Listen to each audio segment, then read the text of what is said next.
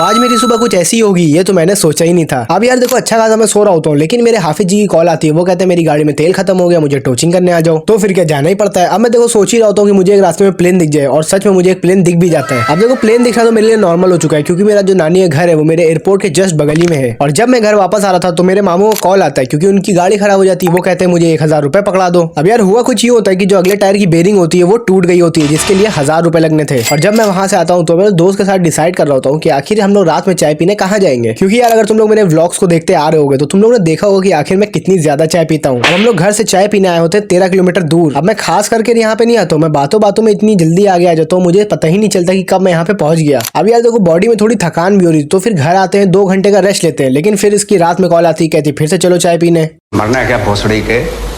अब देखो मैं चाय का शौकीन इतना हूँ कि गाड़ी अभी चली है 230 किलोमीटर, और हम लोग ऐसी वैसी जगह नहीं जाएंगे। हम लोग जाएंगे आलमबाग की ग्लोब की चाय पीने, जो कि मेरी नानी के घर से 6 किलोमीटर दूर है। अब यहाँ के हम लोग चाय और पेटीज तो ऑर्डर करते हैं, लेकिन भाई पेटीज इतनी बेकार होती है, पूरे दांतों में जम जाती है, और सामने वेंडिंग मशीन भी दिख जाती है। तो फिर सोचते हैं कि चलो क्या पिया जाए। फिर हम लोग डिसाइड करते हैं कि हम लोग एप्पी फीस पियेंगे। और जब मैं वहां से निकलता हूँ तो मेरी नजर पड़ती है इन पे। ये अंकल अपनी गाड़ी तो सीधी चला रहे होते हैं, लेकिन ये जा टेढ़ी रही होती है। और घर आके देखते हैं गाड़ी चली है 18 किलोमीटर। फिर सुबह के 4:30 बजे होते हैं और मेरा दोस्त फिर से कहता है चलो चाय पीने। अब यार देखो चाय जब वो पिला रहा हो तो मैं मना कैसे कर सकता हूँ। और तुम लोग तो जानते ही हो मैं चाय का कितना बड़ा शौकीन हूँ।